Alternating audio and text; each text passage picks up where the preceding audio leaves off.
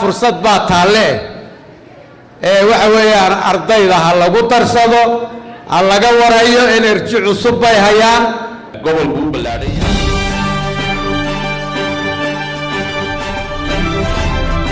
halkani waa Boorama Cable waxaan nagala socotaan waa page-keena Facebook iyo YouTube fadlan haddii aad ku cusub tahay page-ka Facebook-ka soo follow garee haddii aad YouTube-ka ku cusub tahayna subscribe soo saar muuqaalkan qof kastoo si like gareeya si la share gareeya waxaan u haynaa xushmad aad u ballaaran jaamacadda Shifa ayaa laga daafuray maanta magaalada Boorama waxaana kala soo qayb galay munaasabaddan oo lagu qabtay Hotel Rais madaxweyne hogaaminayo madaxweynihii hore Soomaaliland mudane Daahir Rayaale Kaahin agaasimayaal barasabka gobolka Awdal xildhibaan Cabdullaahi Xuseen Caateeye culimooyin waxgarad salaadiin aqoon-yahan bahda ururada siyaasadda haween iyo mudan kale barbilow waxa halkaasi hadalka iska daba qaatay maamulka jaamacadda Shifa ee Boorama iyo madaxweynaha guud ee jaamacadaha Shifa haatan Shifa idinku nimi Boorama oo ay jaamacaddii halkan ka furtay waxaan u rajaynaynaa insha Allah taala inay noqon doonto jaamacad gobolka iyo dalka Soomaaliland oo dhanba dhalinyarada gobolka Awdal iyo magaalada Boorama ay aad iyo aad u xidhmaan uga faa'iideystaan sidaasaan insha Allah filaynaa aan tilmaamayaa waxa weeye jaamacaddu arinta yaab kale waxa kamid ah annagoo registration-ka furin munaasabadii iminka grand opening-kii waa taa dhacday sabtida ayaa jaamacaddu si toos ah registration-kiisa diiwaangelintu bilaabmaya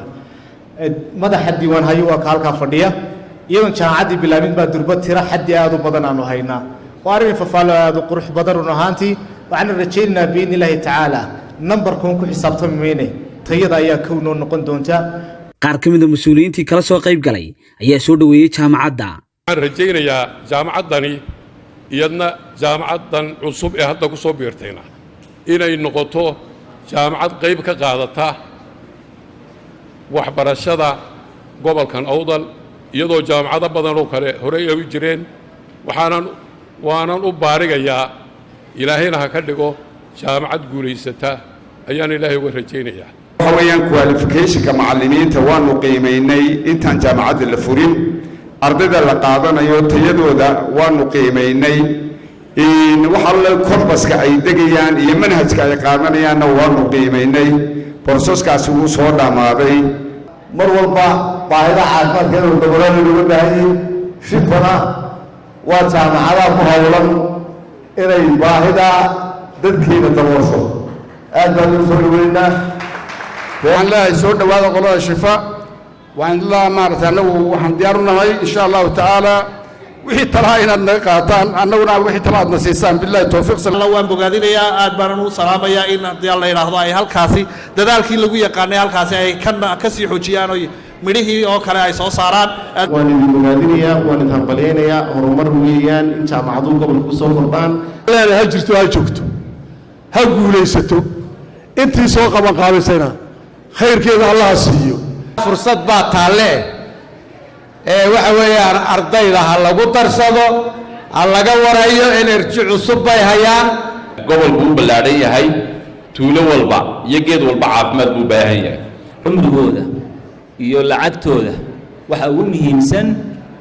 majaalka ama arinta la xiriirida waxbarashadu waa arrin aad u muhiim ah jaamacaddu waxay ku siinaysaa guidelines-ka wax ku baranaysay laakiin qofka ardayga ayaa ku xidhan tahay halka uu isagu hiigsanayo uu gaarayo ilaahay la garab galo ilaahay ha barakeeyo jaamacadda Shifa aad iyo aad baan soo dhaweynaynaa gobolka ugu soo dhaweynaynaa runtii haddii aad tahay maangad Shifa aqooni taalaay Shifa mar soo gaad ugu dambeyntii waxa si wada jira xariga looga jaray xarunta cusub ee jaamacadda Shifa ku yeelan doonto magaalada Boorama sidoo kale maamulka jaamacadda Shifa ee Boorama ayaa abaalmarin guddoonsiyay shirkadda Sagal Jad si ay munaasabadaha dambe shirkadaha kale ula tartamaan ama ay Sagal Jad sidaas ula sii shaqayso suxufi cisqi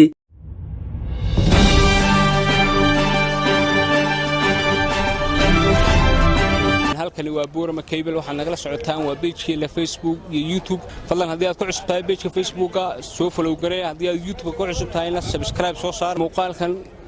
qof kastoo si like gareeya si la share gareeya waxaan u haynaa xushmad aad u ballaaran